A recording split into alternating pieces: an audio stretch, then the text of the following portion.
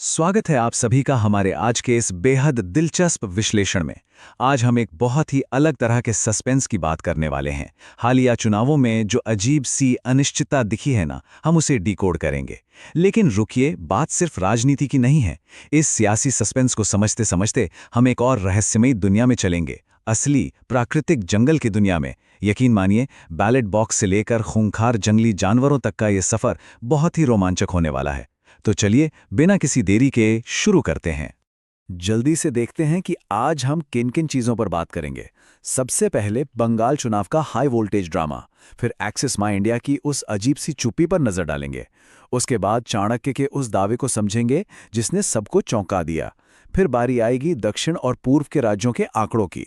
और आखिर में हम चलेंगे जंगल और जानवरों के उन गहरे रहस्यों की तरफ जो शायद आपने पहले कभी नहीं सुने होंगे।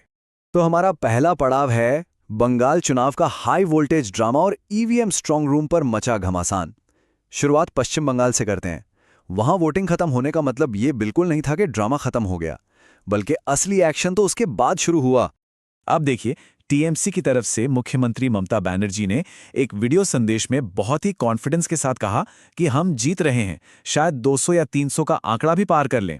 लेकिन दिलचस्प बात यह थी कि वहां मौजूद कई राजनीतिक पर्यवेक्षकों ने नोटिस किया कि दावों में तो बहुत दम था, पर उनकी बॉडी लैंग्वेज वो कुछ और ही कहानी कह रही थी। ऐसा लग रहा था कि कहीं ना कहीं एक अंदरूनी नर्वसनेस जरूर है। और ये टेंशन सिर्फ बयानों में ही नहीं दिखी। हुगली में तो ईवीएम स्ट्रांग रूम के बाहर हालात सच में काफी हिंसक हो गए थे। एक तरफ टीएमसी ने आरोप लगाया कि पारदर्शिता नहीं बढ़ती जा रही है और वे धरने पर बैठ गए। वहीं दूसरी तरफ बीजेपी ने तुरंत पलटवार करते हुए कहा कि खुद मुख्यमंत्री वहां जाकर अधिकारियों पर दबाव बना रहे हैं। माहौल इतना गर्म हो गया कि भीड़ को हटाने के लिए केंद्रीय बलों को लाठीचार्ज तक करना पड़ा। बात इतनी ज्यादा बढ़ गई कि मामला सीधा सुप्रीम कोर्ट के दरवाजे तक पहुंच गया।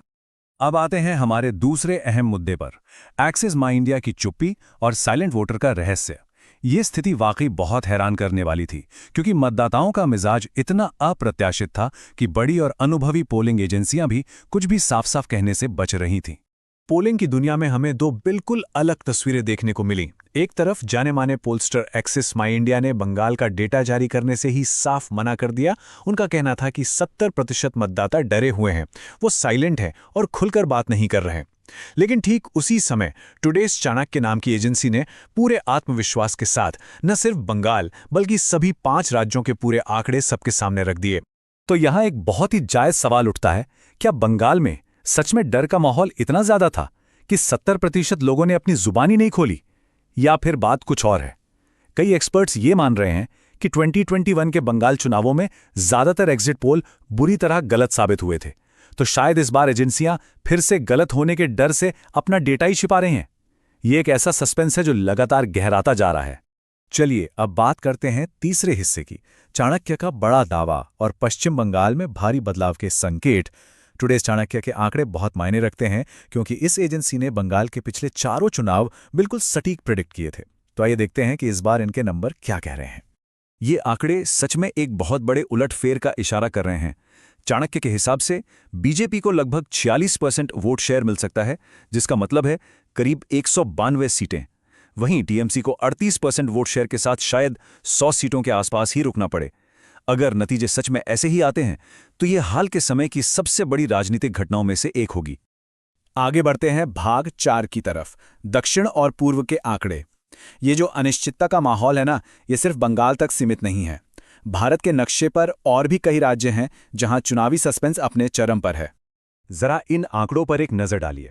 असम में बीजेपी गठबंधन 50% वोट शेयर के साथ 102 सीटें जीतता दिख रहा है, जो कि एक बड़ी जीत है। पुडुचेरी में एनडीए 20 सीटों के साथ वापसी कर रहा है। लेकिन सबसे ज्यादा सस्पेंस है केरल में। वहां कांग्रेस गठबंधन 69 सीटों के साथ थोड़ी बढ़त बना रहा है, लेकिन लेफ्ट भी कड़ी टक्कर दे रहा है। और तो और बीजेपी भी केरल में 18% वोट शेयर के साथ 7 सीटें ला सकती है। मतलब वहां एक बेहद ही करीबी 3-वे रेस चल रही है। अब जरा इस नंबर 63 को देखिए। ये कोई रैंडम आंकड़ा नहीं है। ये तमिलनाडु में सुपरस्टार विजय की नई राजनीतिक पार्टी के लिए अनुमानित सीटों की संख्या है। सोचिए, अपने पहले ही चुनाव में एक नई पार्टी 22% वोट शेयर हासिल करती दिख रही है।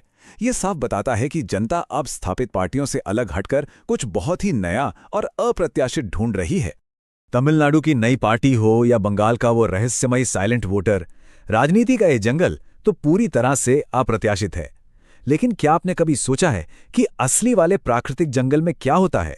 वहां के छुपे हुए और खतरनाक सच क्या है? तो चलिए अब सियासत के इस ड्रामे से बाहर निकलते हैं और रुख करते हैं वन्य जीवों की उस दुनिया का जो इससे भी कहीं ज्यादा सस्पेंस से भरी है। हमारा 5वां और आखिरी भाग है जंगल और जानवरों के रहस्य, मिथक बनाम तथ्य। वाइल्ड लाइफ एक्सपर्ट विवेक अवस्थी जी के अनुभवों से जो बातें सामने आई हैं वो फिल्मों की कहानियों से बहुत अलग हैं। असली जंगल की सच्चाई किसी भी इलेक्शन थ्रिलर से ज्यादा रोंगटे खड़े कर देने वाली होती है। ये जो आंकड़ा आप देख रहे हैं 436, ये किसी चुनाव की सीटें नहीं हैं। ये आधिकारिक संख्या है उन इंसानों की जिनकी जान कुख्यात चंपावत टाइगर ने ली थी। ये खौफनाक नंबर हमें याद दिलाता है कि जब बात जंगल के इन टॉप शिकारियों की आती है तो इंसान उनके सामने कितना बेबस हो सकता है। अब बाघों को लेकर हमारे दिमाग में बहुत सी फिल्मी बातें भरी हुई हैं जिन्हें आज हम डिकोड करेंगे। फिल्मों में अक्सर हीरो को बाघ से लड़ते दिखा देते हैं, पर असलियत में बाघ का सिर्फ एक पंजा इंसान के सिर को तरबूज की तरह फाड़ सकता है। और पता है, ब्लैक मार्केट में इसके अंगों की कीमत 25 करोड़ रुपए तक होती है। एक और बड़ा मिथक ये है कि बाघ इंसानों का खून चखने के बाद आदमखोर बनते हैं या फिर बाघ और सांप बदला लेते हैं। ये सब बिल्कुल बकवास है। ये जानवर कभी बदला नहीं लेते, ये बस सर्वाइवल के लिए ऐसा करते हैं। अब शायद आपको लगे कि जंगल का सबसे खतरनाक जानवर बाघ है, लेकिन नहीं, आम धारणा के बिल्कुल उलट असली खतरा होता है हाथी, विशेष रूप से टस्कर, यानी वो नर हाथी जो अकेले घूमते हैं। वाइल्ड लाइफ की दुनिया में इनकी खोपड़ी सबसे उल्टी मानी जाती है। ये जंगल के सबसे अप्रत्याशित जीव होते हैं। और बात बहुत डरावनी है, लेकिन सच है।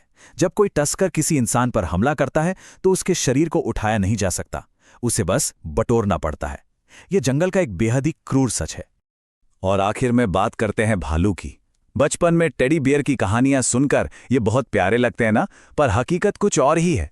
जानकार बताते हैं कि बाघ के हाथों मरना फिर भी सबसे आसान है, क्योंकि वो एक झटके में काम तमाम कर देता है। लेकिन अगर किसी का सामना भालू से हो जाए तो वो तुरंत नहीं मारता। भालू का हमला इंसान को बहुत ही धीमी, तड़पाने वाली और दर्दनाक मौत देता है। तो हम फिर से उसी सवाल पर आ गए हैं। एक तरफ राजनीति के वो साइलेंट वोटर हैं जो वोटिंग बूथ पर अपनी असली नीयत छुपा लेते हैं, और दूसरी तरफ जंगल में खामोशी से घूमता वो अकेला नर हाथी है। दोनों ही बेहद खतरनाक तरीके से अप्रत्याशित हैं।